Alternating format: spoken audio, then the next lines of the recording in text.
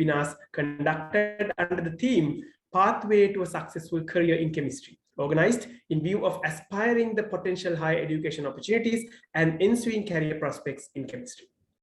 A very common but important question that many may ask during the study of chemistry is, what am I going to do after studying chemistry? Or perhaps, where can a degree in chemistry take you? Well, my dear students, that's exactly what we are going to be talking today. During today's webinar, our focus will be on the potential career opportunities for chemists. So I'm sure that what you are about to hear may change how you see yourself in future, providing the much needed motivation for you to achieve your future goals. In terms of what we chemists really do, after completing a suitable qualification, of course, you may enter various professions such as academia, industry, or even research, which is something that scientists really love to do. So today, we have an expert panel of individuals which represent these different professional spheres that chemists may really represent. First off, we have Dr. Udayana Ranatunga. Dr. Udayana completed his bachelor's degree specializing in chemistry from the University of Peradeniya, and later he completed his master's and doctorate degrees from the University of Texas, Dallas, USA. Presently, he serves as a senior lecturer and a researcher attached to the Department of Chemistry, University of Peradeniya. Welcome to, I'm very happy to welcome Dr. Udayana, and thank you very much for accepting our invitation to be here with us today. Good morning, Dr. Udayana.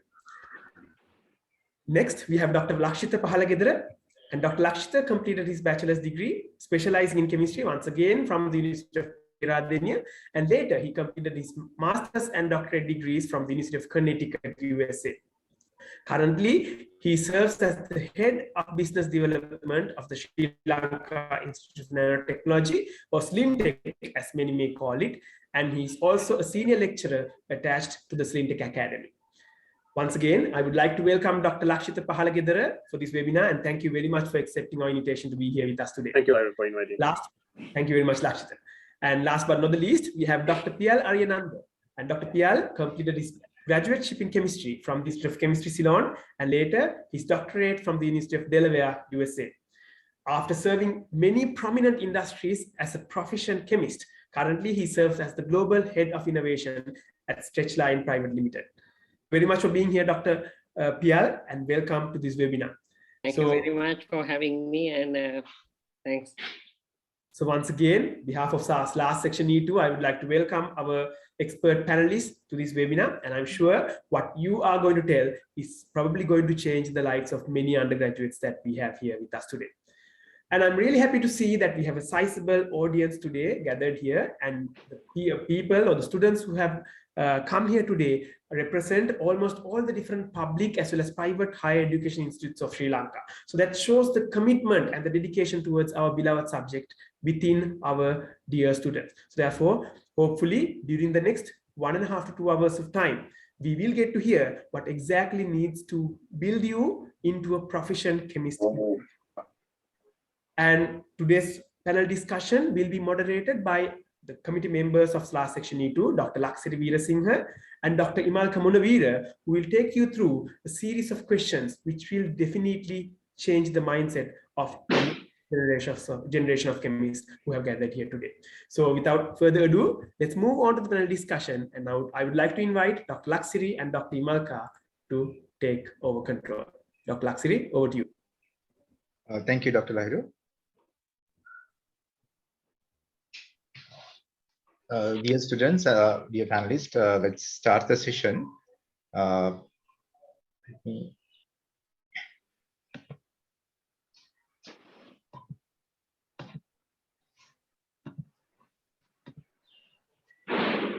you, Dr. Lahiru. So I think we can start now, Dr. Laksiri, right?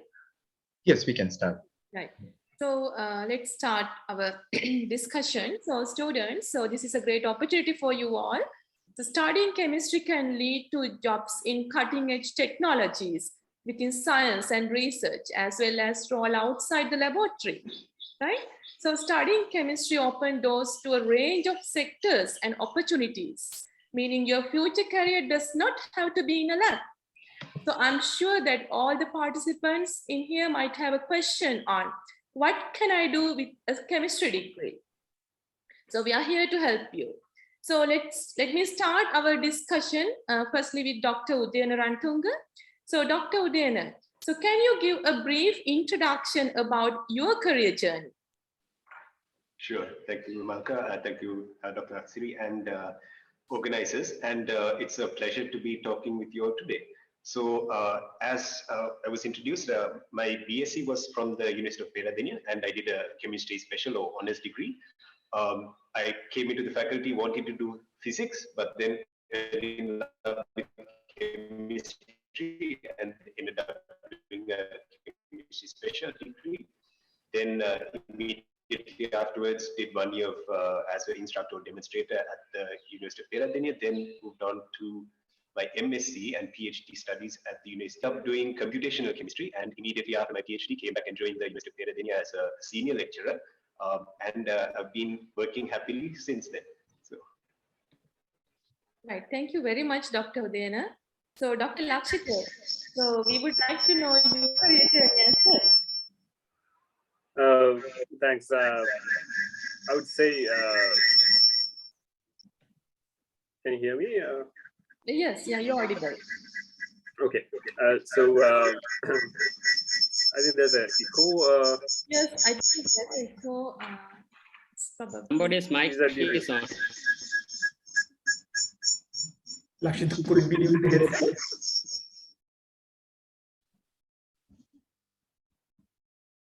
Can you hear me now? Yes, it's much clear now. Still there's But still the echo is going on. Yes.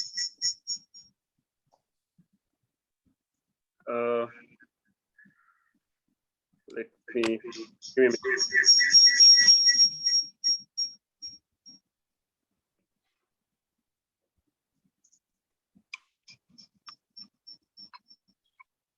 Hello.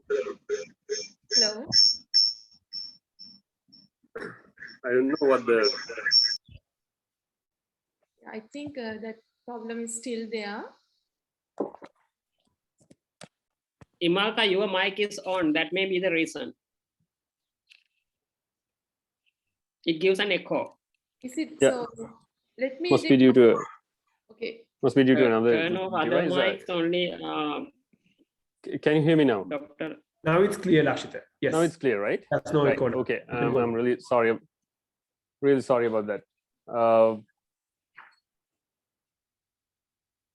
Hi. So my, if I talk about my career, it's pretty much the initial part is pretty much similar to Dr. Udayana's career. I joined. I did my A-levels in biology stream. I did chemistry, biology, and physics for my A-levels, and then I joined University of Peradeniya and did a special degree in chemistry.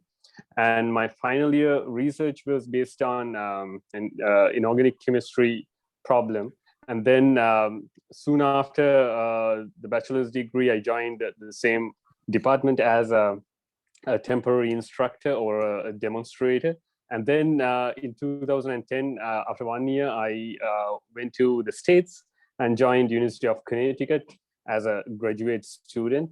And it was a totally new experience to me because the culture, the work environment, the research, the types of research that they do there. So everything was new. And we had to adapt to, I think all of us had the same experience. We had to adapt to all these cultural barriers and all these things, because even we did research at during our bachelor's, the level of research which is happening in these countries was totally different, and the level of facilities that they had was huge. And so everybody was talking, even the grad students, they were talking about, when they get together, they talk about their research problems and how to overcome these things.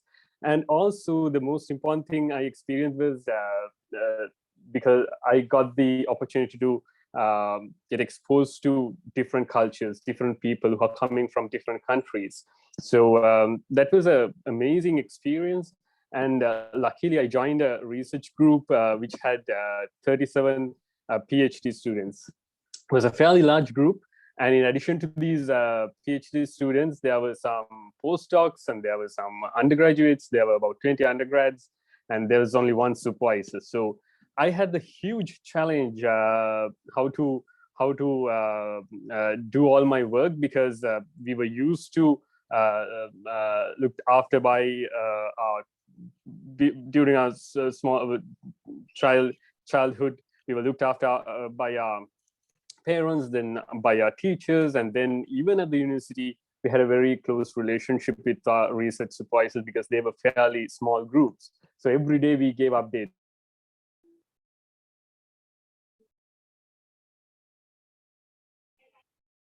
Yeah,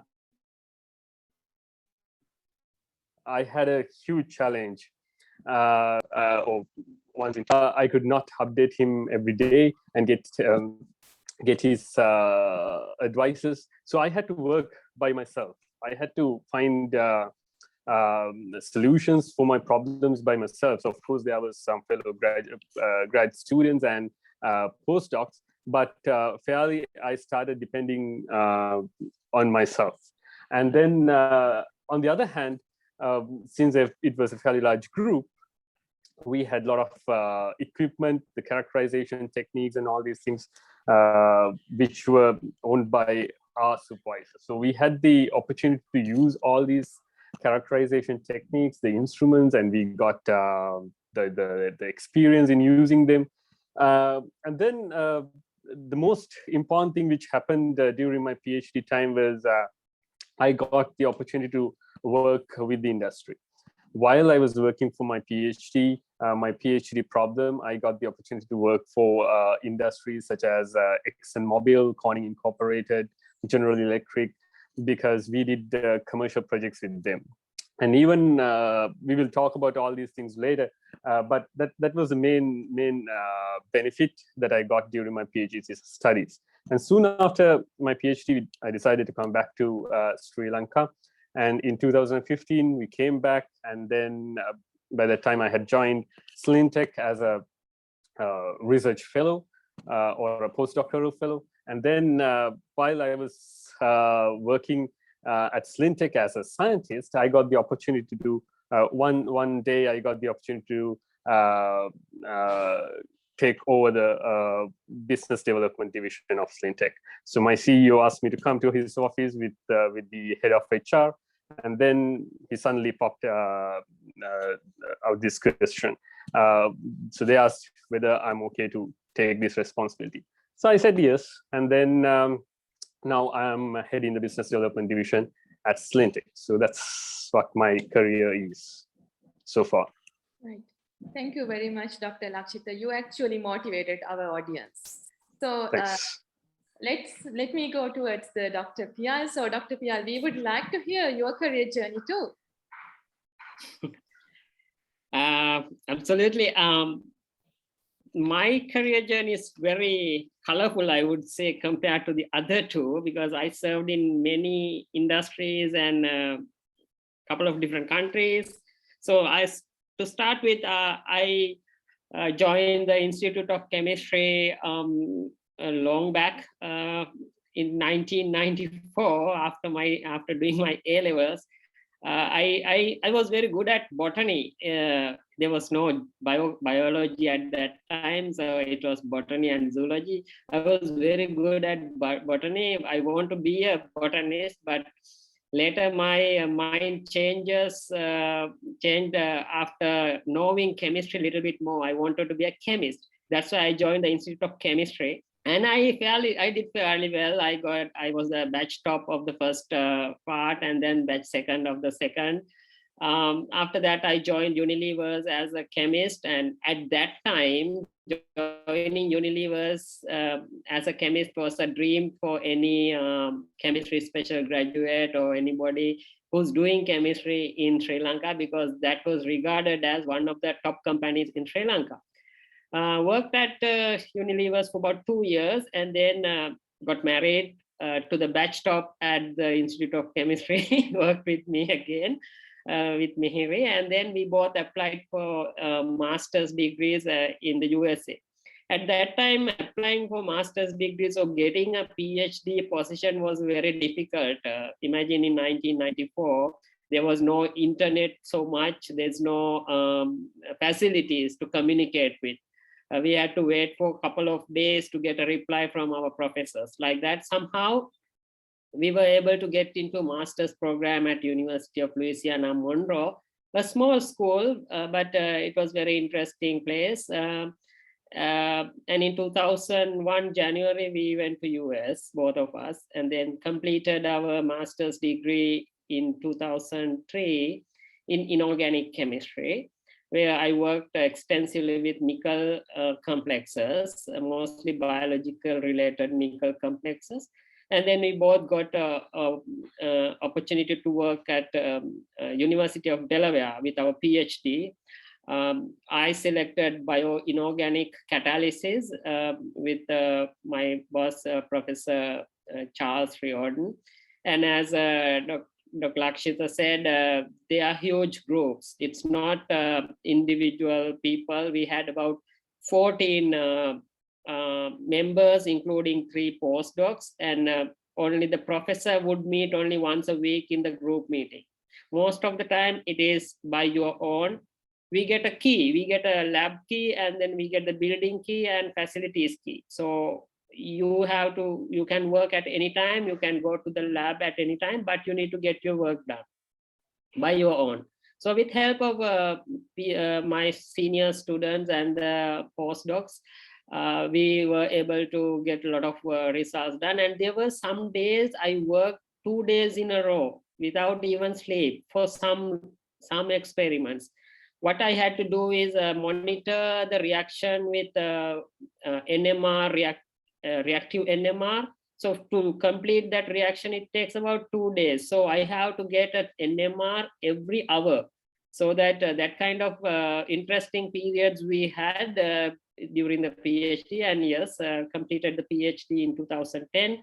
And at the same time, I got an opportunity to work with one of the upcoming scientists in energy field in the same university. He started his lab, and it was a great opportunity to learn how to set up a lab. So I was the postdoc, and I had to order all the chemicals, materials, the instruments, decide to how to get the instruments and setting up the instruments as well. And I trained 6 PhD students. That was it's a wonderful time, because while I'm doing my research, I had to take care of everything.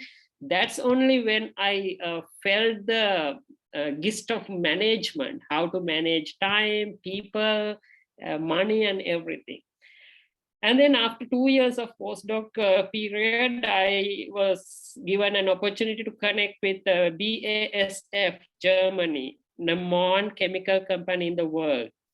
It has a global revenue. I mean, it has a yearly revenue almost closer to our economy. In 2010, their revenue was 78 billion euros. Ours is 93 billion US dollars. So that kind of a large company, and I worked as a research scientist there on catalyzing carbon dioxide and ethylene with nickel and palladium complexes to make superabsorbent polymers that is used in diapers and other superabsorbent materials. And then I had to come to Sri Lanka after 1 year of working at BASF, because my mother was not well. So I decided to come to Sri Lanka, leaving all this. And then I came to Sri Lanka and joined Midas Safety. That is one of the safety glove manufacturing organizations as a head of research. So I got the flavor of industry from Midas Safety, learned a lot and how to work in the corporate world. And then my team was able to work on a lot of interesting projects. We got a patent on using polyurethane, how to make a polyurethane gloves in safer method. And first time in the world, we were able to introduce a silicone coated glove for glass and other manufacturing industries that has special properties of heat resistance as well as non-sticking properties. Like that, we during that 3 years, we put out about 8-9 different innovations, 1 patent. And then I got opportunity to work with Mass Holdings, Bodyline as the head of innovation. They also, it's a completely different field, because from glove industry to apparel industry and especially intimates, it's a different world. So I learned and we invented many products for Victoria's Secret, Nike, Adidas, and then those are the big companies. And then there were some startups also coming up working with us. So it was very interesting to learn the startup atmosphere as well. So, and then it was very systematic innovation process. Mass Holding is one of the pioneers of innovation, and still they are leading the innovation already, not only in Sri Lanka, but in South Asia as well. And learn about innovation, the process, protocols, and then products and everything. So after about 3.5 years, again, while I was at Bodyline, I got an opportunity to work with the Education Ministry as a resource person for the STEM education reforms document, which is a policy document initiated by the Ministry of Science and Technology and later to the Education Ministry. There I contributed a lot, and then after that document was taken to the Parliament, the Parliament requested me to join as a consultant for the STEM Education Reforms Committee and take that policy making procedure forward, because at that time it was kind of on hold due to the director retired after some time, so nobody was there to take it forward. So, and at that time MAS was also restructuring due to downturn in some level. So I got the opportunity to join Parliament. So I thought of going there as well, because nobody gets that kind of an opportunity to work with the Parliament. Of course, it's very interesting. It's a different place as inside. It's not the same thing that we see from the outside. We see some politicians are not very well educated, but there are educated politicians, and some of them are really thoughtful. They are really good. Fortunately, I was able to work with them, so that finally we completed that document, and some of our members here, SLAS members, also were there in the panel. In 2003, we submitted that policy document to the Parliament. After that, about 1.5 years, almost 1 year working there, I joined Stretchline, Global Stretchline as a head of global innovation. I have 3 labs in UK, Sri Lanka, and China to oversee. And we are setting up a lab in USA as well. So I oversee all the 4 labs and then product development as well. So it's a lot of work, but it's very interesting working in the multicultural, multi-location setup, and most of the people I meet are still online meetings. I have never met some team members in person, but we are setting up the global innovation policies for Stretchline protocols and making it more systematic, and that's how it is now. I work, apart from that, I teach at the Institute of Chemistry and University of Sri Jayawardenepura on industry and textiles, as well as I work with University of Jaffna on innovation and entrepreneurship. So that's my long story. Right. Thank you very much, Dr. Piyal. So it's just an inspiration word for all of us. So 3 of your career journey clearly show us that there are many opportunities for a chemistry graduate. So I think Dr. Laksiri is ready for next question. Over to you, Dr. Laksiri. I think you're on mute. Thank you, Dr. Imalka. I think now with a degree in chemistry, there are two clear paths, industry and academia. So I would like to ask from Dr. Udayana first, for a chemist, what are the opportunities in Sri Lanka in the field of academia? Right. So Dr. Laksiri, I think before I start, can I just ask the audience just to, in the chat box, just write down what state of the education level that they're in. So I don't want to give too much or too little information. So Sure, participants, definitely. yeah, if you could just kindly just write down if you're third year or final year, or just chat in the chat box, so we can get an idea of what information is most relevant to you.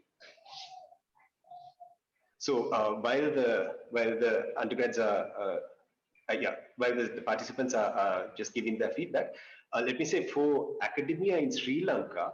So let me first start by saying, now as you said, Laksiri, there's a clear two pathways. You have the academia and industry, but with time, what we're seeing is the boundary between those are blurring. So Yes. As Lakshitha and Piyal, please jump in at any time if you have anything to input. So as far as academia goes, academia usually means something to do with teaching, right? So right now we have the state universities. So all the state universities, they have some avenue for chemistry graduates to be hired into and absorbed into. Usually they'll need a postgraduate degree to join them. Other than that, you have all of the private institutes, which also some of them are offering degrees which have chemistry as a subject. And then not only that, I think the nice thing about chemistry is it's one of the basic sciences. So it's directly involved in so many different places, but it's also, you can think of it as a stepping stone for so many other fields. So any field which has, anything to do with some material sciences, polymers, pharmacy, all of these, they also will absorb chemistry students in the future. Did that answer your question?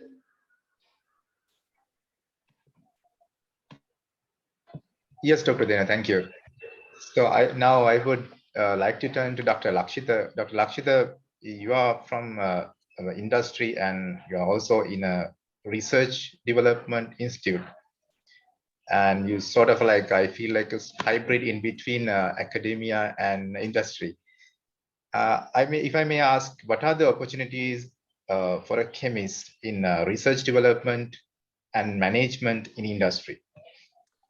Okay, I think that's a very good and a very valid question, because if we start from our undergraduate studies, during our undergraduate studies, we mainly learn the fundamentals, right? So as chemists, unlike engineers, so other professions, we mainly study the fundamentals, the theories behind that, and and we try to explain the things happening at a molecular level. So you are trying to imagine. So you are improving your imagination skills, and then you try to justify or prove what's happening at a molecular level using the theories that you learn. So so that's the fundamental part. That's what you study during your bachelor's time. And then I know that there are some applied courses during undergraduate studies, so that students learn how to use what they learn, the fundamentals that they learn during their first and the second years. I think Dr. Udayana might correct if I'm wrong. So during the third year and fourth year, there are some applied courses. So what you learn during your first and second years, you try to apply them in the third and fourth years. And so when it comes to research and development, that's very important, because in order to do research and development, you have to have a good background. You have to be very strong with your fundamentals. If you don't know your fundamentals, you can't do research. So research, I would define research as the fundamental part, and then the development part as the application of the fundamentals that you learn. So research and development means fundamental studies, combination of the fundamentals that we learn and the application of the fundamentals that we learned. Okay, so when it comes to chemists, as I explained earlier, you have it's an inherent thing from your A-level studies. You learn fundamentals, and then during your bachelor studies, you get the capability to explain these fundamentals using theories, and then with that background, you do research and development, and then there's as Dr. Udayana correctly mentioned, we have fundamental studies and then the applied studies or industrial studies. So those two are two different aspects, but there's a very gray area in between them. And this is what we want, actually. We want the fundamentals that we learn to be used in our day-to-day life.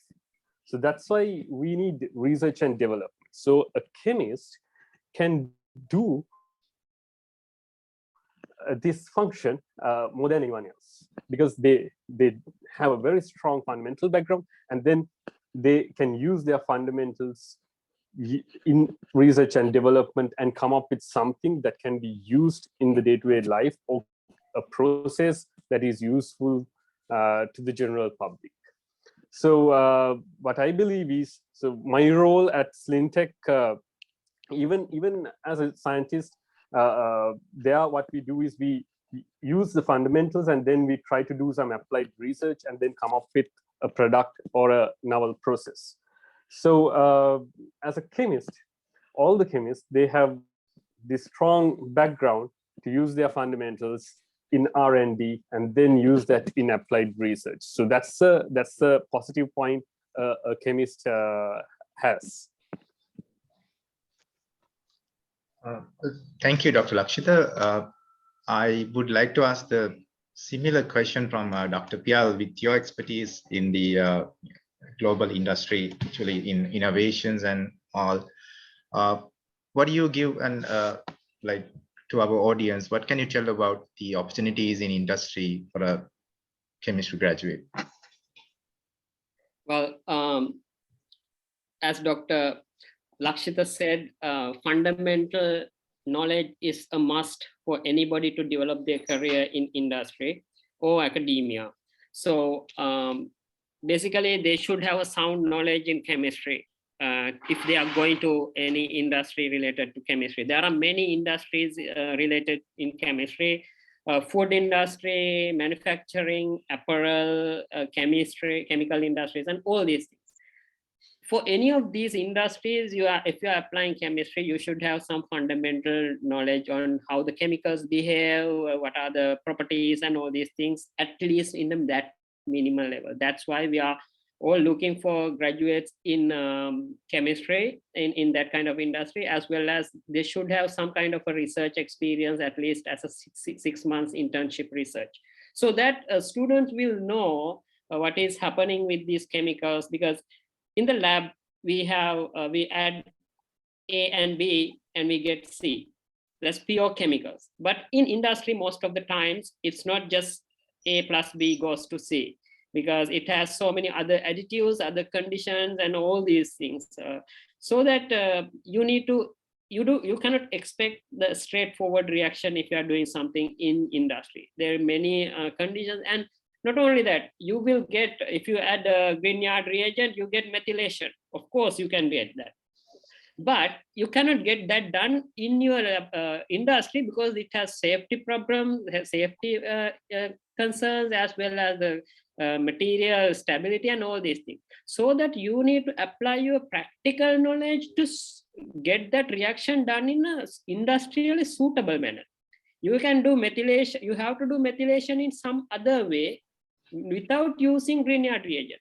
Something like that, you have to have that kind of a practical knowledge, or at least some kind of a common sense that can apply in the industrial conditions. So that that is number one. It's not about knowing chemistry only knowing chemistry. There are many other things. So you need to learn about the environment. You need to learn about the limitations of your industry. Sometimes you will be working in a huge, big industry like BASF.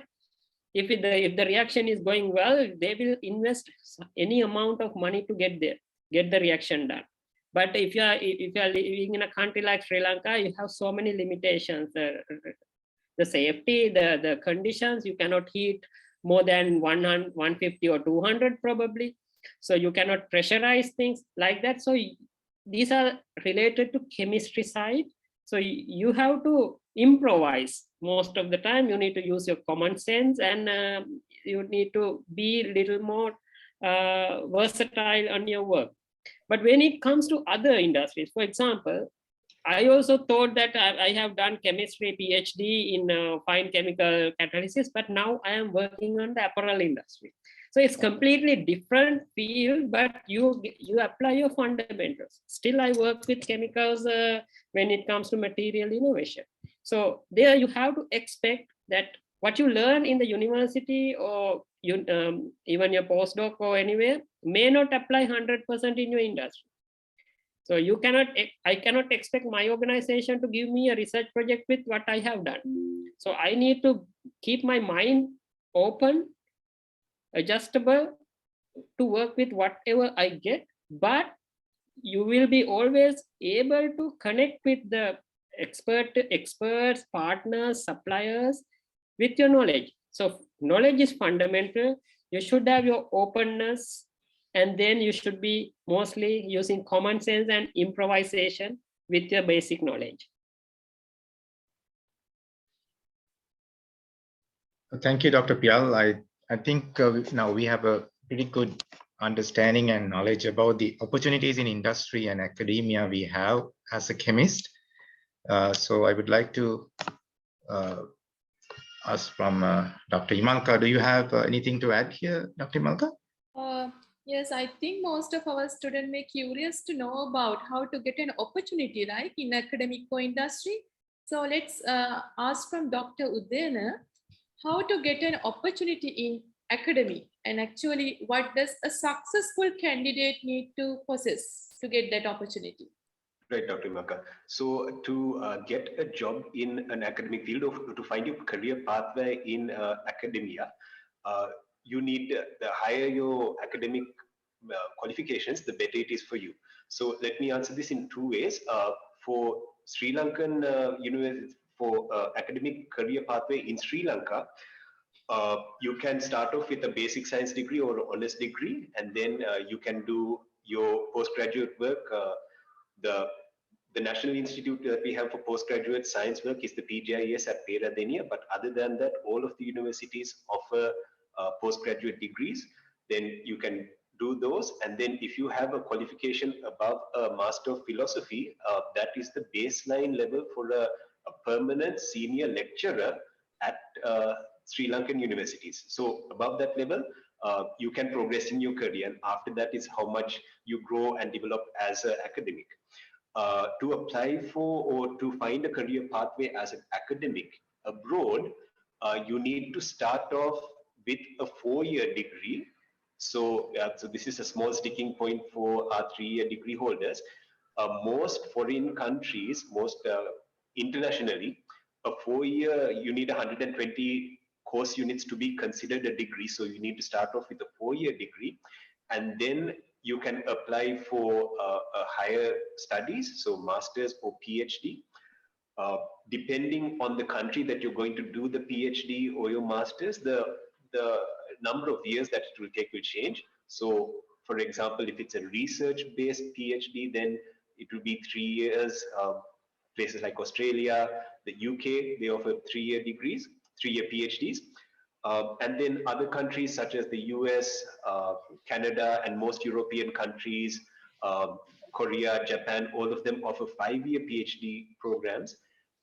And once you finish those programs, depending on the specific academic job that you're targeting, that may be enough. That may be enough. But for example, in the United States, currently for most universities, if you want to find an academic position, then you will have to do another postdoctoral fellowship. So you'll need to work as a postdoc at least one time, which is usually between 1 to 3 years. And then sometimes some people do 2 postdocs. And then once they build up their research and academic qualifications, then they apply and you can enter the academic field there. So one more thing I would just like to mention, again, this is a lot of information. So participants, if you have any questions, just please write it in the chat. We'd be happy to clarify. So even in academia, there are 2 pathways that you can take. You can take a completely teaching, or at least a pathway where you're focusing more on the teaching. And then the job title that you'll be given is usually a lecturer, senior lecturer, and so forth. So that's there in Sri Lanka and also in other countries. Or you can go the path of doing teaching and research both. And in the US, then you start off as an assistant professor, then associate professor, then you go on to full professor.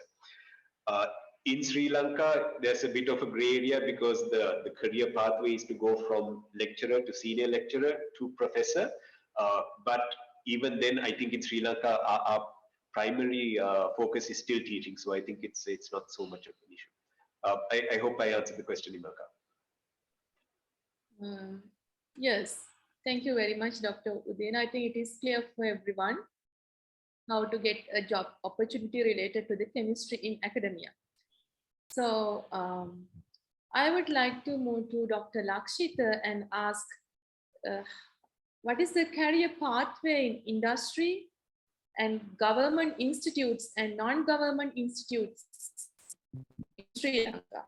So if you can add something for international, it would be much greater.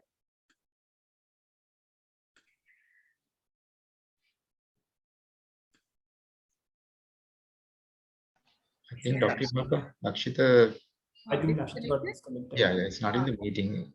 Okay, so then while he's connected again, so let's move into the Dr. Piyal. So Dr. Piyal, so we would like to know why chemists are important in innovation and entrepreneurships and startups, and how actually chemistry graduate can secure this position in industry. Imalka, now when it comes to industry, we can break down the industry into couple of levels. One thing is like a well-established companies. You know, when it comes to global organizations, I'm talking about global and local both because it will be mostly common for the chemistry graduates.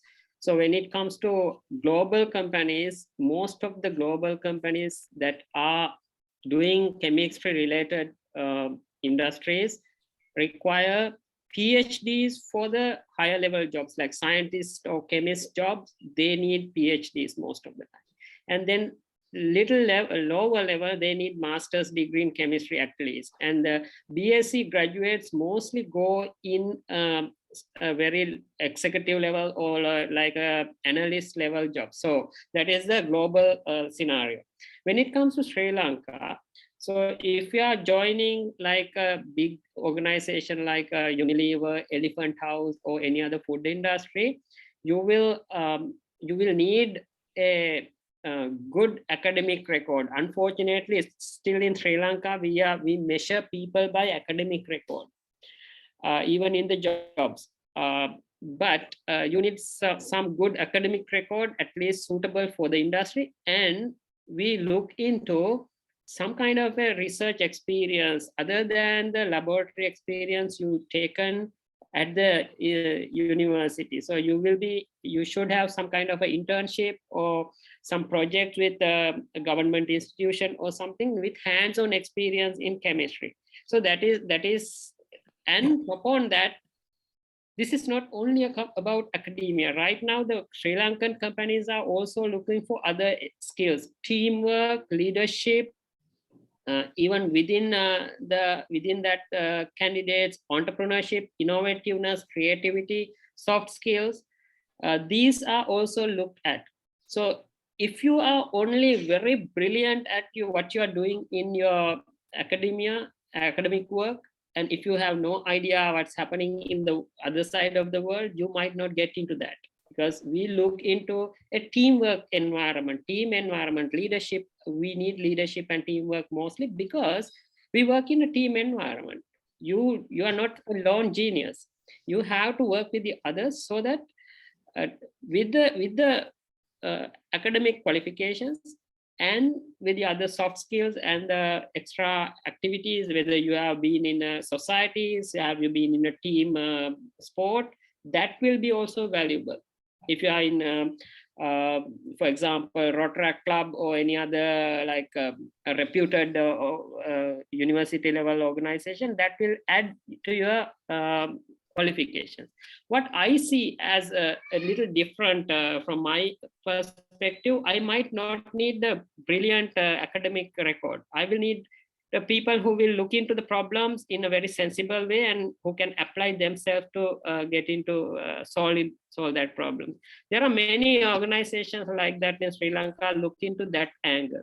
Even if you look at Google or Facebook or Tesla, they don't need highly academically sound undergraduates now. They need people who with innovativeness, creativity, entrepreneurship, and then who can have good soft skill and moving with the teamwork. I think world is moving, but as others said, you need to have some basic knowledge in what you're doing, and then other qualifications also matter. Yeah. Right. So may I just ask another question from you? So what are the job title in industrial career path for these fresh graduates?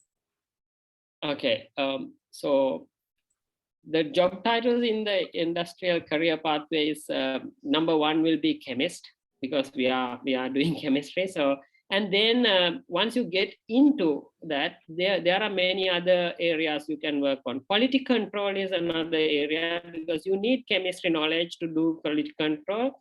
You need to apply your knowledge into that as well.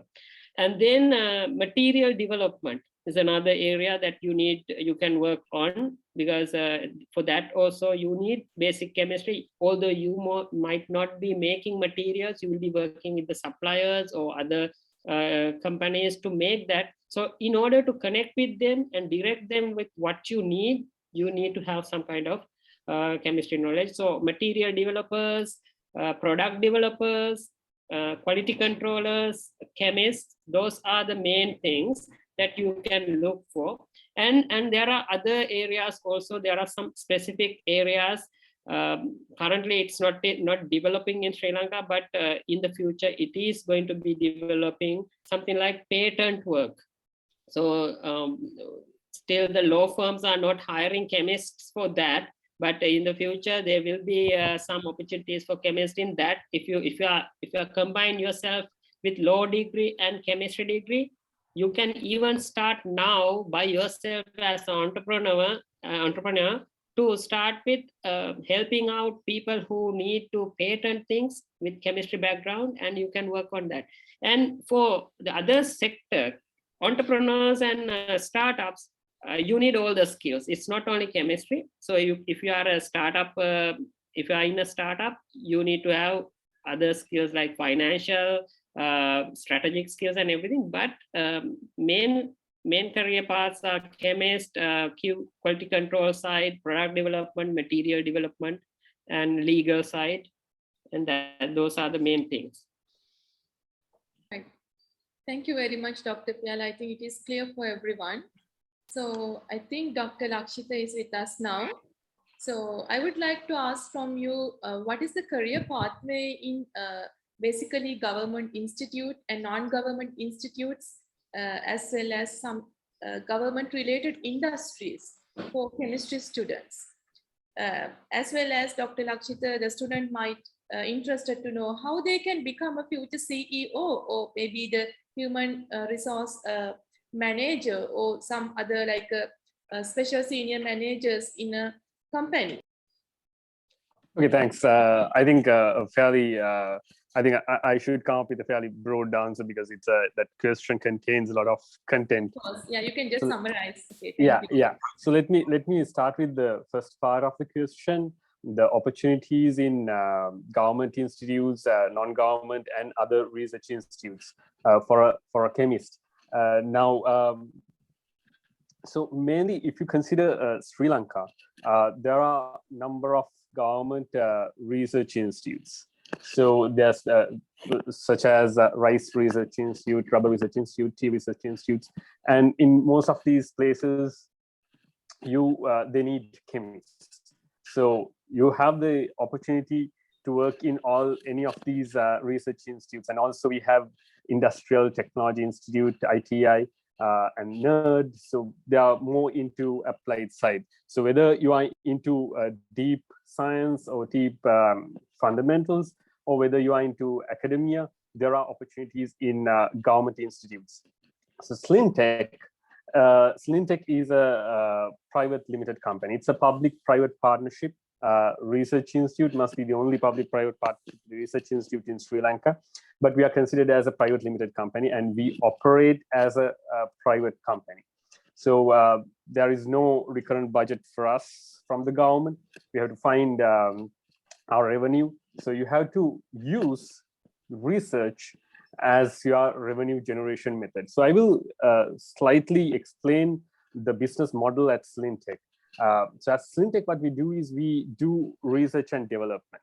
So what research and development means when it comes to non-government organizations such as Slintech, and Slintech is just one example in Sri Lanka. There are giants in the world. So even if you wish to go to other countries for your higher studies and wish to join these research institutes, the same concept is applicable. Now, if you go to Australia, the main research company is CSIRO. It's somewhat similar to Slintech. So we all do similar stuff. We get a portion of government funding, and then the rest has to be found doing research to the public sector or the private sector and generate revenue out of it. And also when it comes to Germany, it's Fraunhofer. Fraunhofer is the largest research institute. So we do fundamental research, and we are mainly focusing on applied research because we want to generate revenue. So at Slintech, the revenue generation method is we do research and development for the public sector or the private sector. Public sector means the government and other government related bodies, authorities, or the private sector, the industry of Sri Lanka. We are not only limited to Sri Lankan industries. We are working with other country industries or other countries as well. So that's one of the main mandates of Slintech as well, because Slintech was set up to help Sri Lankan industries to come up with value-added and high-tech products, so that we all know that there's a huge gap between imports and exports in Sri Lanka. Our imports are huge, but compared to that, our exports are much lower. So if you want to bridge this gap, you can't. You have to think twice. You have to strategize how to increase our exports and how to decrease our imports. So in order to decrease imports, what you can do is you have to come up with import substitutes. So you have to come up with novel products. Maybe you can produce products that has the same function as most of the imported products do, but you may be able to use local raw materials for that. That's one aspect. And also, if you want to increase exports, it's pretty tricky. Because we don't have, unfortunately, I think Dr. Piyal must have a very thorough knowledge in that area and a lot of experience in this area. We don't have a good chemical industry in Sri Lanka. We don't have a sulfuric acid plant in Sri Lanka. In a country, the product development, the extent of product development is mainly measured by the number of sulfuric acid plants that they have in a country. But at the moment, we don't have any, and we don't have an established chemical industry here. So we have to depend on all the raw materials that we import from other countries. So they're expensive. And now, more than that, we have faced another problem because we don't have foreign exchange. We can't buy them.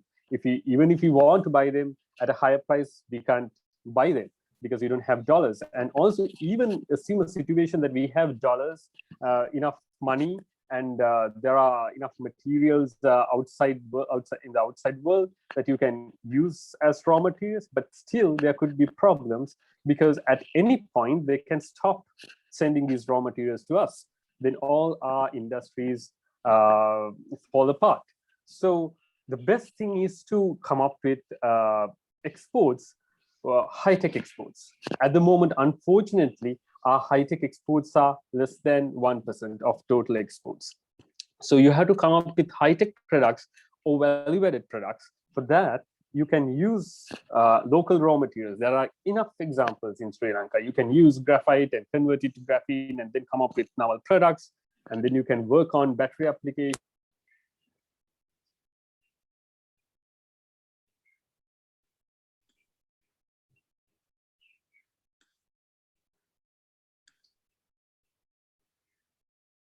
I think Dr. Imalka. Now, can you hear me? Dr. Lakshitha dropped again from the meeting. So, Dr. Laksiri, can you hear me? Yeah, we can hear you. All right, okay. So then, actually, so we got some idea. Dr. Lakshitha is not here, right? It's just dropped in there. Okay, right. So, I think we can just talk a little bit further about these industrial opportunities. So we can actually ask a question from Dr. Piyal. So maybe the students, they really want to know how they can become, like my question was, future CEO in the company, right? So chemistry student actually can just change their pathways. I'm sure that I know some people, they have done business administration's degree, right? And also some other related degrees related to business and management and human resources after the chemistry graduation. So actually how they can change their pathway. All right. Dr. Lakshitha connected again, but I'll answer this question. Yes, there are many prominent CEOs and high-level technical people in Sri Lanka, starting with chemistry degree. They have gone through their ranks and then they have gone to the top. So the way it is being done is that you already have a basic chemistry degree. There are many opportunities you can explore. One thing is that you can go for a master's degree that is related to industry. And then there's MBAs. You can do an MBA because MBA is very much needed if you are going through your ranks to the top. If you cross the level of general manager position, if you want to reach out to general manager position in any of the organizations, you have a MBA in your hand, because there are a lot of management problems coming in, management procedures you need to apply. MBAs teach you how to solve these problems, how to reach out to these areas. So one thing is an MBA. And I know some people who have gone on marketing jobs to be a brand manager or brand ambassadors in some of the big companies. There you need to work on the marketing as MBA both. So marketing degrees, postgraduate marketing degrees, postgraduate MBAs, and all these things are available in Sri Lanka right now. You can follow those, but don't follow just after your first degree. You get into the job, you learn about yourself, you learn about the industry, and you think about what you want to be. Some people want to be technical experts. For them, you need to have a technical degree, something like a master's degree in industry, analytical chemistry, or organic food industry, whatever the industry you go on. If you want to be a technical expert, if you want to be an administrative expert in like going on up, MBA or marketing postgraduate degree would be good. But as I said, it's not just about your academic qualifications. You can gather all the degrees by yourself, doing every day, all this. But if you don't have the right attitude to the industry, if you don't go beyond your job, extra mile to help the others, work with the team, giving ideas how to improve things, look in the future.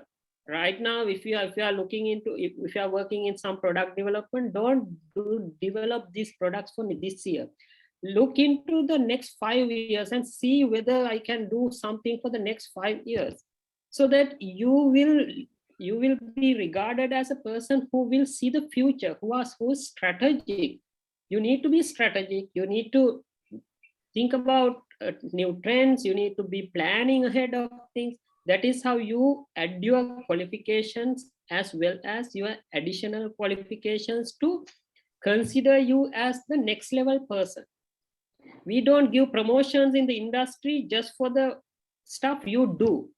We give the promotion if you do the job of the next level person. If you are an executive, you need to work as an assistant manager to get considered as the next promotion.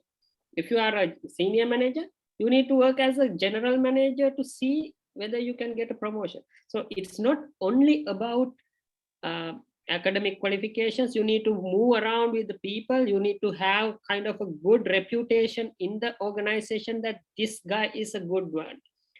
Some people will say, make a hari vadda. Vadda kiyana nama gattot. That's the word you need to learn. You need to get from your superiors, not the subordinates. If they consider you as a vadda, you can go up very easily. Thank you, Dr. Piyal. Now I'm sure our audience are quite clear about the opportunities we have in the industry and academia. Also, with all these opportunities, sometimes not only the opportunities, we need to have some passion to do something. So, with all these opportunities, if I may ask from Dr. Udayana, so why do you decided to become a academic, and why you what are the things you like most about being academic, and what things you learn from your undergraduate and graduate degree help you to enjoy or be successful in your academic job? Right. Thank you, Laksiri. So I can definitely give an answer for myself, but I think this is a very personal question, and from person to person it may change. So yes, this is just my personal view. So I love to work with people. So, and I always find that working with students, it gives me energy. And so I like the interaction that I have, especially with research students, especially one-on-one with students when I get time to move with them. So I really like this, and I wanted a job where I can work with people and never get stuck doing the same thing over and over again. And it may sound like an academic job. You have to do the same thing. Like you may think that you're teaching the same lectures over and over again, but absolutely not. Every day is a new challenge. I think anybody who works in academia will tell you the same thing. Also, science is a beautiful thing. You have some jobs such as healthcare where you're trying to maintain the current system, or maintain the status quo, or maintain something. Science is trying to reach something higher. It's trying to contribute in the overall progress of mankind, of the country, right? So, and I love the idea of being a part of this whole process, and of course, I thought that being able to even help a few students in that journey, I thought that's very useful. Also, on another level, why I decided to, so this may be not quite what you are asking, but why I decided to come back to Sri Lanka is that I felt that the challenges in Sri Lanka are more, it's harder, so if for all of the participants, you may know that publishing one paper in Sri Lanka is harder than maybe publishing 4 or 5 papers outside, right? So that's just true. However, I think when I'm here, when I'm putting all my effort here, I feel like I'm fighting the right fight. And I felt like that would not be there if I was abroad. So that's the reason that I joined. Now, enjoying this lifestyle, I think if I could tie this answer into what Dr. Piyal was saying before, a consistent point that I think all three of us, all of the panelists and all of the staff members I think you will meet will say is you need to know about yourself. You need to know what are your priorities in life, what are the things that you enjoy, what are your strengths and what are your weaknesses. So for academia, it's a 24/7 job, 365. There's no off time. There's no, you can't stop the job once you get home. So, you know, you put your kids into bed and then you go back and then work on your lectures. So it's 24/7 job. And just like Dr. Piyal said, if you are just doing the job, just that, okay, this is my job, that's it. I guarantee you, you will not enjoy being in academia because it also requires so much self-motivation that you need to put in your blood, sweat, and tears into the job. So, if you're so I consider myself adaptable and self-motivated, and these are the things which I think help me enjoy the academic lifestyle. So, thanks, Dr. Then I'm sure in our audience there are students maybe wishing to become a senior lecturer or academician in a university. So can you briefly give some advice to them, like how they should focus on their education to achieve that task? Sure. If I can, I'll answer this again in two ways. There is the process of applying to universities, getting these qualifications, and that process. So there, if you are going for so I would recommend even once in your life to go to a different environment. So going to another country is an excellent way of doing this. So if you are applying for positions abroad, you can apply for MSc or PhD. You can apply directly for PhD. I just got a question from a student asking whether you can apply directly for a PhD. In the application process, since we are not a native English speaking country, they will ask for some English proficiency, so IELTS or TOEFL, and then you will also be asked to give some academic qualifications. Now, and usually in that application process, if you want to get a scholarship, it's really good to have some research publications and also a very good application. So application means a nice SOP, statement of purpose, and then very good recommendations from your supervisors and people you work with. So that is how you approach getting the qualifications. So that's step number one. But just like Dr. Piyal said, when it comes to industry, just having the qualifications won't necessarily mean you succeed. So to if it's okay, I reached out to about 45 graduates who graduated in the last year, and I asked them this question about what advice would they give to Sri Lankan students when it comes to their jobs in chemistry. And this is not only for academics. And if you can, for all of the participants, if you can just take a look at some of the answers that they have given, and maybe this is a better answer than anything I could give. Because, so I just shared the link online in the chat box. And these are all graduates who have graduated in the last 5-6 years. Some of them have finished their PhDs, some of them are doing PhDs. They're in many different areas. Some of them are in Intel, others are in pharmacy companies, others are in academia, others have come back to Sri Lanka. Imalka is one of them. So, and there are so many, but consistently what they say is you need to work on the soft skills. You need to work on your soft skills, creativity, some computer literacy, programming, and these are what they consistently say, things that you need to succeed in academia. And I think perhaps, I think Dr. Piyal and Dr. Lakshitha might agree with me, these are things that you need to succeed no matter what you do in life. So maybe those are things you need to work on. Thank you, Dr. Udayana. So I would like to move on to Dr. Lakshitha now. Similar type of question, like now especially with the current situation, surviving in any sort of field, academia or industry is, critical and very challenging. Now, what are the survival skills you need to be in industry, Dr. Lakshitha?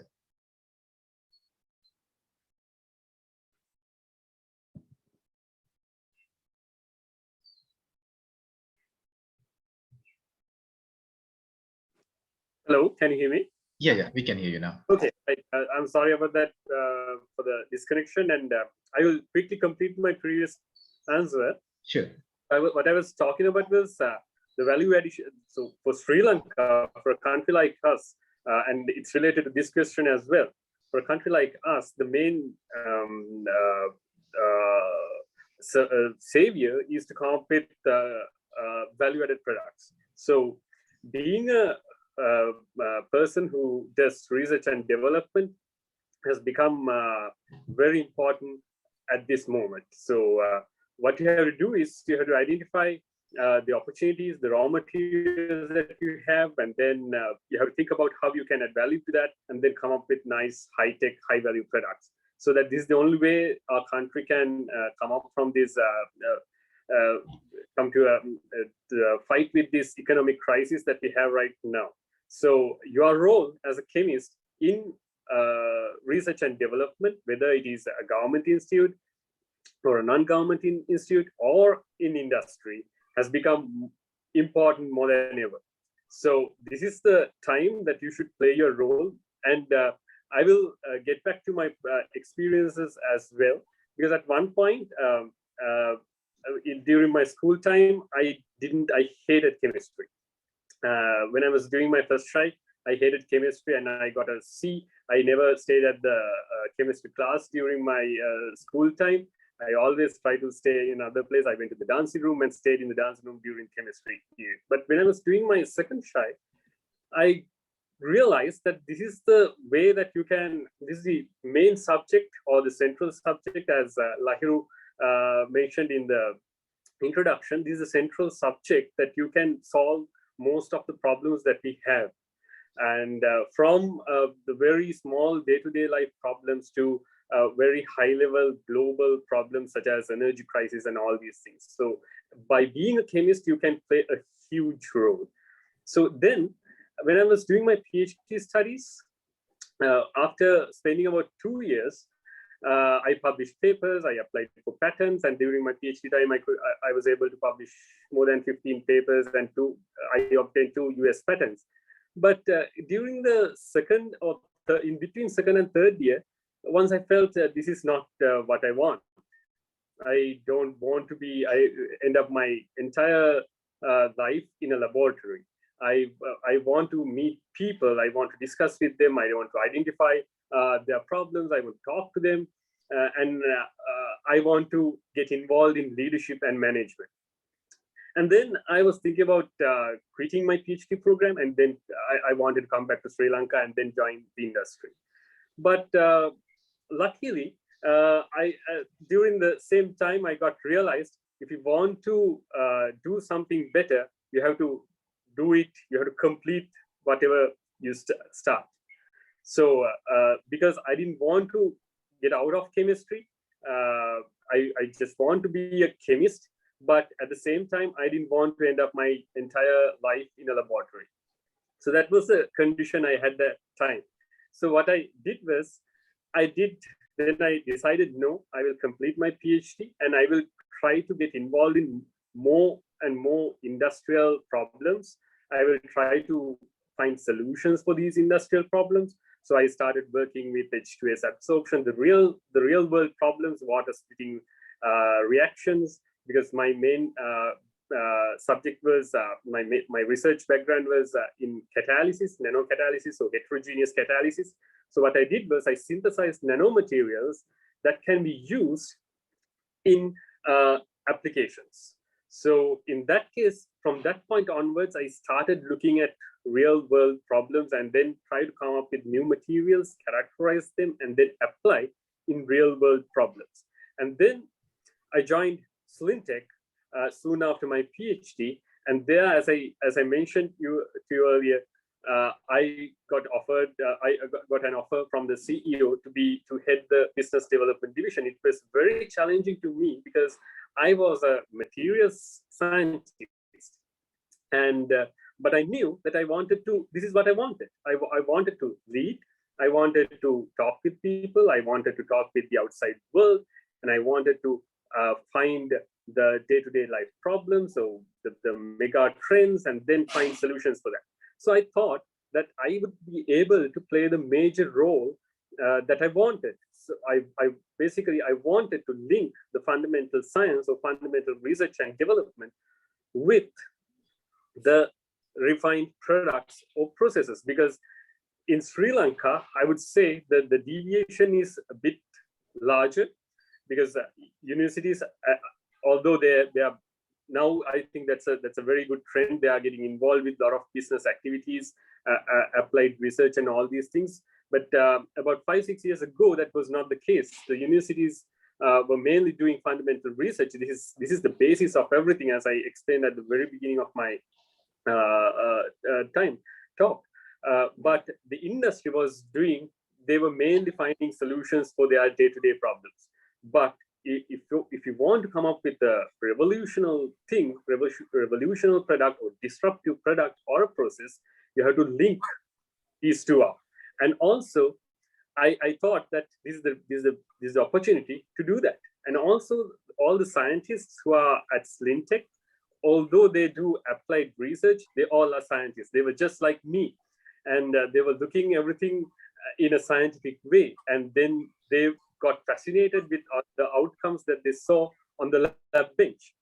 But the outside world, when I talked to them, I realized this is not what they want. They don't want the most fascinating scientific concept to be applied in a product. What they want is the real solution in the easiest way. So I try to link whatever the language that our scientists speak and the language with the language that the industry speaks. So this is, in that case, I got involved in leadership management, because I had to manage both the sides. So any scientist or any chemist who is interested in getting involved in management and leadership, so this is the being a chemist is a very good opportunity, because even don't try to identify you as an inorganic chemist or an organic chemist or a physical chemist, because when it comes to real world, when it comes to real problems, you can't identify yourself as one of them. You have to work with everyone. You have to, as Dr. Piyal and Dr. Udayana correctly mentioned, you have to work. You have to be a team player, and you have to try to identify opportunities that you have, and then try to link up with that. So that's the main thing. By being a chemist, you can, in the R&D field, you can come up with, you can add value, or you can do a lot of value creation. So I think if I link that up with the final question that Dr. Laksiri asked, this is the time that we need chemists in R&D more than ever, especially in Sri Lanka. So this is the time that you can come up with novel things, novel processes, and also the industry is trying to diversify at the moment, because most of the businesses that they have been doing for a number of years are collapsing now because of the raw material issues and all these things. So they are looking at the opportunities, and one such opportunity, major opportunity, is the energy. If a chemist can come up with a good energy system, a storage system to store energy that we harness from our solar panels during the daytime, and then store it for another 5 to 6 hours to be used in the night time, I think that's the best thing that we can do. So this is the real opportunity that you have. So in that case, assume that we come up with a solution as a country, and you come up with a solution as a chemist. This can be applied in the global context as well. So we are ahead when compared to the outside world. Of course, they are doing a lot of research in this area, but we do have opportunity because we have the knowledge, we have the courage, and if the chemists can identify the right persons to work with, and then come up with a team, and then come up with solutions for these things, that would be ideal. And then at the same time, we have a lot of raw materials. We have graphite, you can convert into graphenes and other value-added products and use them in these battery or energy storage applications. So I would say that don't be discouraged, because people, young scientists, I can understand your situation right now. You are in the third year and final year in the university, and you must be wondering whether we have opportunity in the industry, because the industry is not doing really well at the moment as far as we think and as far as it seems. So they might not, you might be wondering whether they will hire or not. But there is opportunity. The industry is looking for diversification. They're looking for new products, new services that they can use with the resources that they have. So if you can come up with good ideas using your fundamentals that you have, come up with good proposals, this is the time. And as Dr. Piyal said, you can't be an average person. If you do what you do right now, and if you just come up with flying colors in your from your academic examination, that's not enough. You have to think about the future. You have to think about one step ahead. Even at Slintech, being a research and development center, we give only 3 out of 5 when we evaluate every year to a person who does his own work.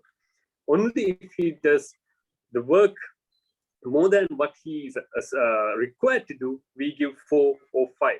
So think ahead. This is the right opportunity. You have the opportunity right now. This is the best time, but you can't be an average person, or you can't stop. You can just go and talk to the industry with the certificates or your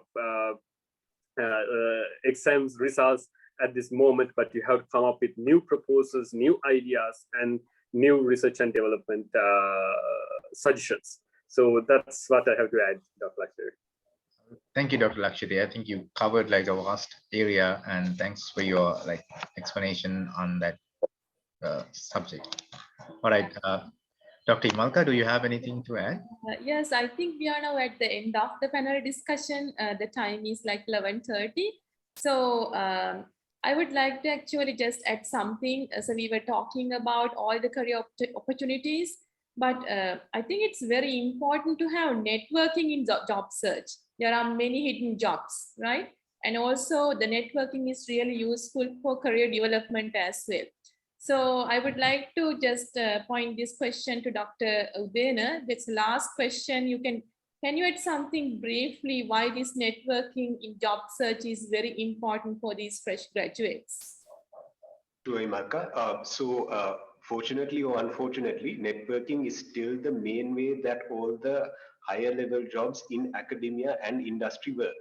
And it is, I think, basically because we believe the recommendations of our peers so much rather than the qualifications which are written on a piece of paper. And this is something, so we keep talking about networking and how important it is, but we never actually talk about what it is, right? And I think a lot of students have this idea that networking is when you go and meet someone, you give the business card and then you think that you're networking. That is only the start, right? Networking is the process of helping others, getting to know others, getting to know what opportunities, what people are connected with them, and being in a position where people understand who you are and they contact you with the necessary details. That's the end result of networking, but networking is something that you have to work on day by day. It's not something that you can do purely through Facebook, purely through LinkedIn, but meeting people, getting to know them, helping them out. I think this is the main way of networking. So if I can just add one more thing. So for PhDs, when students ask me about how to choose a college, university for doing their PhDs, there's one thing that I consistently say. I say that working with a good supervisor in a small school is better than working with a mediocre supervisor in a big school. And that is because of the networking opportunities that you get at that point. If you get a good supervisor, they will put you into conferences, they will introduce you to their collaborators, and then the networking abilities actually what is important, because getting a postdoc after you do a PhD, that depends more on your networking than actually anything else. So I hope I answered the question. Yes, thank you very much, Dr. Udayana. I think also a student can join like LinkedIn, right? You can actually reach to several expertise in the fields, right? And you can actually express your interest. You are seeking a job opportunity. These are my qualification. You can share your resume, right? Okay. So then I think Dr. Laksiri, we should give chance to students, right? To ask questions. Yeah, I think there are some questions in the chat box, so we can. Right. So, okay, so if I check one by one. So I would start with one of the questions in the chat box. So what are the good and demand chemistry subject to do MSc? So I think any one of you can answer this question. Dr. Udayana, you have something on this? Yes.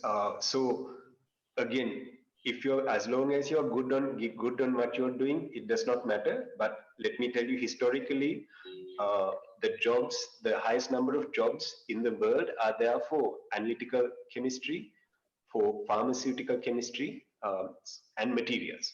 So historically, that's there. Now, the most highest paying jobs are for data science and bioinformatics. That's also developing. But again, if you do really well in what you're doing, you will be fine. So I would just say, do what you like and what you're good at. The people who are best in that field always are fine. Yeah, there's a one question from a student. So is there any obstacle for a person that have some disabilities, like student who wear spectacles or any hearing instrument, to develop his career in chemistry world? And I request to explain what are the pathways open to such students. I think Dr. Udayana can add something for academic side, and Dr. Lakshitha can add something from the industry side. Is it okay if I just start? Yes, yeah, go ahead. Yes. So I think for anyone with special needs, I think they need to put in a little more effort. But I know plenty of people who have succeeded, especially for hearing disabilities. Absolutely, there are people who have succeeded very well. So even with visual disabilities and speech disabilities, there are still people who have excelled. Especially in more developed countries, there are pathways that you can learn. So, for an example, we have a student even in our faculty who cannot hear properly, but now we are using the online devices to translate into basically transcribe all of the lectures into text. So there are mechanisms being made here, and I know that in other countries they are already in place. And yes. For small things like wearing spectacles, no. Just take a look at the panelists and area. Most of us are wearing specs. Not a problem. I agree with Dr. Udayana, because even at during R&D or at the industry, it's not a major obstacle, because the technology is so developed and there are many ways that you can use. For example, I would give a good example for R&D related tech firms, which is led by one of the Sri Lankans that you might have seen her as well in social media. That's Shavini. Shavini is now living in the States, and she had some pulmonary disease. So at one point in Sri Lanka, the doctors gave her only 2 years. This happened about 7 years ago. Now she has her own tech firm, which is called Oxyware, and it's getting funded by many government and non-organizational bodies. And she's coming up with new products, and she's using the same factor, because her problem is sometimes her oxygen level goes to very dangerous levels. Oxygen level goes down and she turns blue. but this happens without any warning, and she can't identify anything. The only indication is the color of her skin. So this is very dangerous. So what she did was she worked with other technical people, and she collaborated with them, and she came up with a product called Oxivia, that's a sensor, oxygen sensor that can be plugged onto your ear. And then now this product is doing really well, and it measures your oxygen level and it transmits to any digital device. So this is a very good example to prove that these obstacles, these are not obstacles. These disabilities are not obstacles. You can always use them as opportunities, and then come up with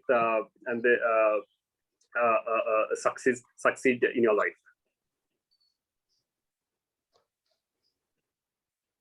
Thank you, Lakshitha. So I think we have few minutes to answer students' question. One student is asking, can I please know how to proceed with a 3-year degree? I think Dr. Udayana, you can add something. Yes. So if you're staying in Sri Lanka, the 3-year degree is not a problem. For most industries, again, consistently what you hear is the BSc degree is just a way to get into the interview. After that, it's the other skills which are important. If you're going to academia, then you'll need a few more qualifications. If you want to apply for a scholarship abroad, 3-year degree, unfortunately, is not accepted in most countries. So you need 120 credits. That's what they're looking for. So most 3-year degrees here, with their QFI guidelines, it's 90 credits. So you'll need to fill up those 30 other credits by doing something more. So what students usually do is they apply and they take part in MSc degree. So that could be a non-research MSc degree. So you can finish in 1 to 2 years. And then at that point, you have more than 120 credits, and then you can apply for any universities that you like. So I hope I answered that participant is free to just unmute and just ask if you have any further. Yeah, the student can ask if you have any questions regarding that. All right, so then thank you, Dr. Udayana. Let's move into the other question. One student asked, how can I start a career related to the HR? I think Dr. Piyal can answer this question.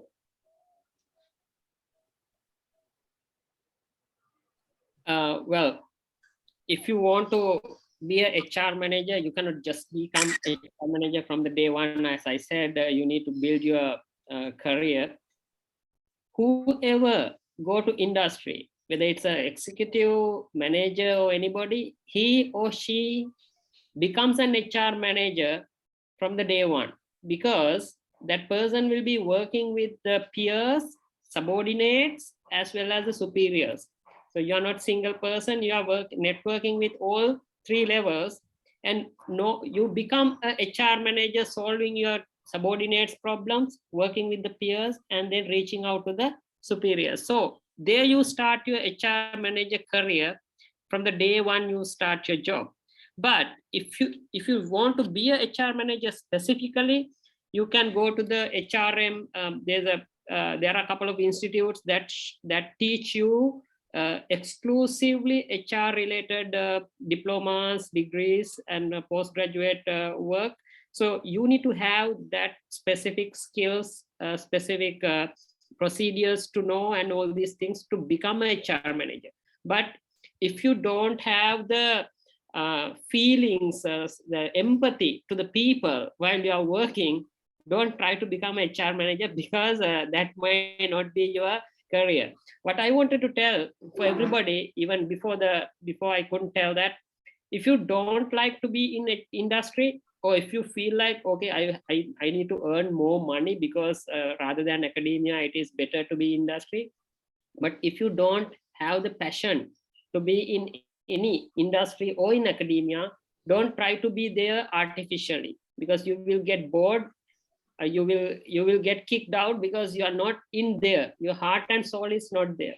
So do whatever you want, whatever you can with your heart and soul. If you love innovation, do innovation. If you don't like innovation, you want to do a day-to-day job, do that. For myself, I am a 24/7 person. Since my all the units are all around the world, I get messages even 2 o'clock or 3 o'clock in the morning. So sometimes I have to get up and answer this. So you need to live in your job. You need to live in your career, at least for certain up to certain level. If you don't like to be that, don't become that. To be a HR person, you need to have the empathy. You need to have the connectivity first before you choose your HR career. After that, learn through the coursework and subject, and then you can become. Okay, thank you, Dr. Piyal. So we got like one message from another student. Actually, she's just saying, thank you, Dr. Lakshitha, Dr. Piyal, and Dr. Udayana, and this last team. So no words to explain the importance of this meeting. Thank you a million times for arranging this kind of interesting webinar. Okay, thank you very much, Tulika, for your words. So Dr. Laksiri, so I think... Imalka, is it okay? There are 2 more questions that were asked and I would really like to answer. Sure. So one question was about law. There's a student who's doing law and wants to know how you can tie in chemistry with law. I think Dr.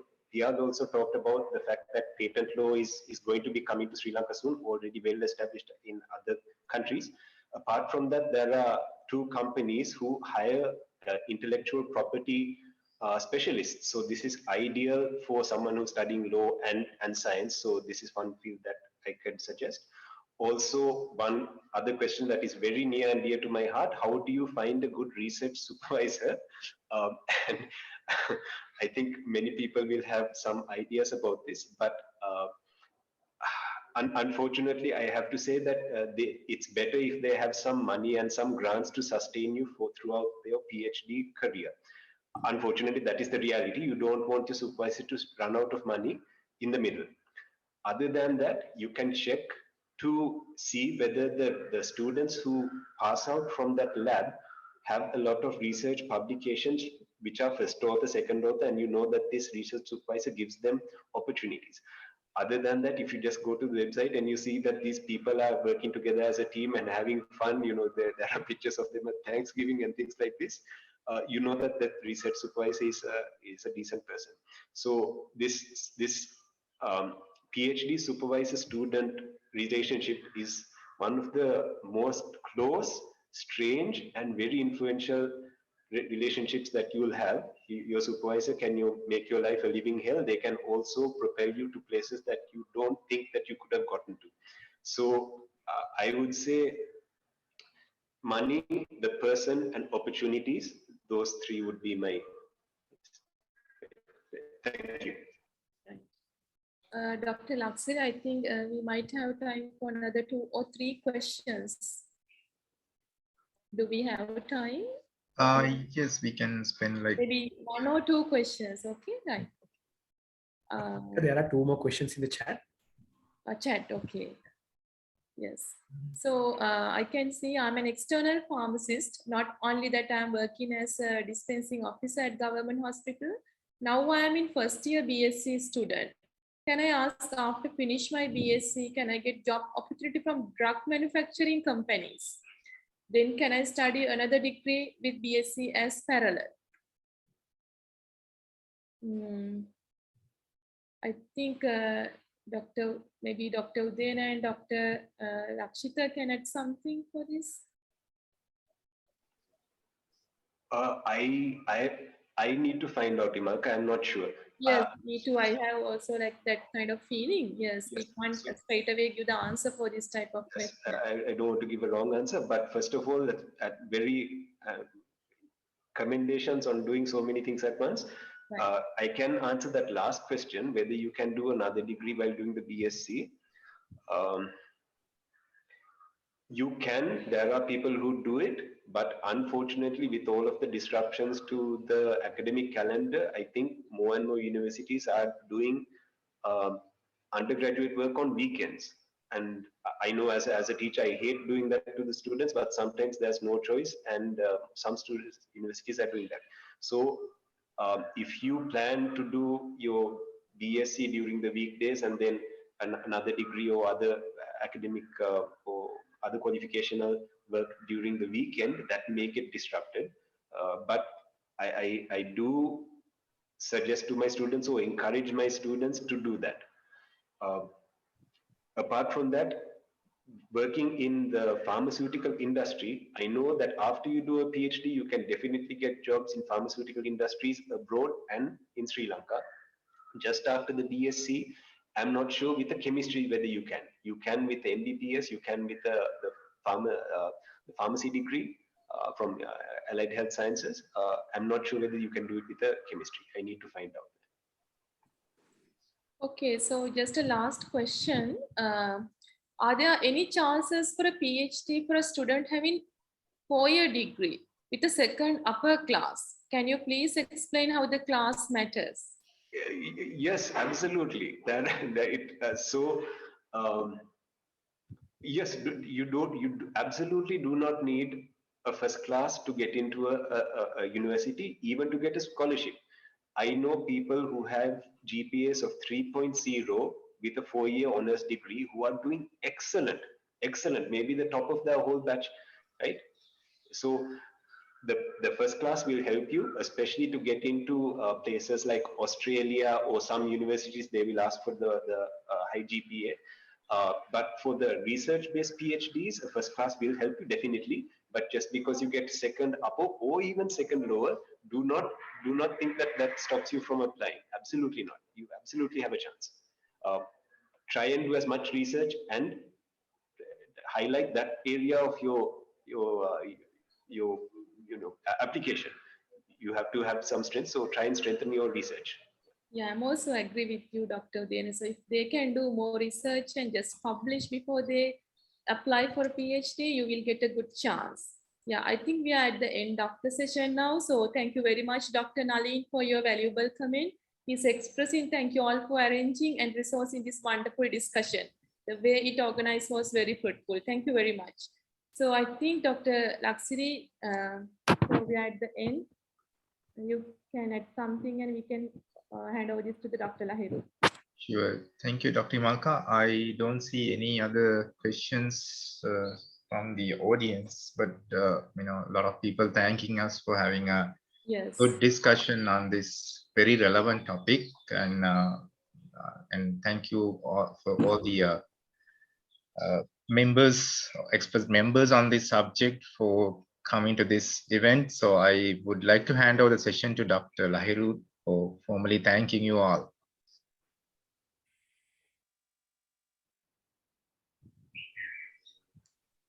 Okay, thank you very much, Dr. Laksiri. So we have come to the end of the panel discussion. So it's my great pleasure to thank all of the people who have contributed towards very fruitful event. First and foremost, I would like to thank the panelists, Dr. Udayana Ranatunga, Dr. Lakshitha Pahalagedara, and Dr. Piyal Ariyananda for taking valuable time of their busy schedules to be here with us today. So we are very happy and very privileged that you have accepted our invitation to be here with us today, and you have taken valuable time of your schedules, as I mentioned. And I'm sure, although most of you are working from home right now, I'm sure there were plenty of other responsibilities that you had to attend to. Amidst all that, you have taken away time to be here with us today. So we are really, really happy, and we feel really, really privileged about that. And I really need to mention that the information that you have presented in a very structured manner is very helpful, and I'm sure most of the people will find their way through into a successful career thanks to what you have presented today. So therefore, thank you once again for being here with us today, and we look forward for your continued support in all the activities that we hope to conduct through last section E2. And last but not the least, I would like to also thank Dr. Imalka Munaweera and Dr. Laksiri Weerasighe for doing the groundwork in organizing this panel discussion. So thank you very much, Dr. Imalka and Dr. Laksiri, for organizing everything and putting things together, and also for conducting the webinar or the panel discussion in a very, very nice manner. And I would like to also wish Dr. Laksiri a happy birthday. I think it's a very special day for him, so I'm happy that he got to do it on his birthday. Thank you, Lahiru. And I'm very happy to see the number of participants here today. Because as I mentioned at the very beginning, there was a huge response from all public and private universities to register for this event. That clearly indicates how important this topic is, because I mean, we are doing chemistry for various reasons. People really love chemistry. Some people do chemistry for career prospects, but wherever you are in life, we need to understand why we are studying chemistry. And at some point of your life, you need to move into a career and you need to have a clear goal to envision yourself, and where you need to see yourself in 5 years' time. You need to have a clear goal. So therefore, I think what we have done today is to give you the initial motivation, to give you the energy to strive over the potential energy barrier. So as chemists, I'm sure all of you are here today with that common objective, and I'm sure with the information that was presented, all of us got the idea why are we here and where we should go after completing the degree. So I'm thankful for all of your participation. We look forward to your participation in our future events as well. And there was overwhelming response from the audience about the content presented. And I promise that with the consent of the panelists, we would definitely upload a recording of this webinar to SLAS YouTube. So I'm sure that will reach a wider audience. That will definitely be much more helpful to a wider audience. So again, with the consent of the panelists, we are looking forward to do that as well. And if you are interested, please stay tuned with our future activities. We hope to do many more seminars in this regard, because we believe that shaping your future is something that we as academics have a great responsibility in doing. So therefore, we will definitely be organizing many more seminars of this nature. So please stay tuned. And if you are interested, we'll be looking forward to having you as part of those activities as well. So thank you very much for all of you for joining. We have taken a lot of your time, the panelists. I'm sure you have been here with us for more than two hours now. So thank you very much once again. So with that, we have come to the end of this very, very fruitful discussion. So thank you everyone. We look forward for your presence in our future events. So have a very pleasant day. Thank you. Thank you. Thank you very much, all of the organizers and participants.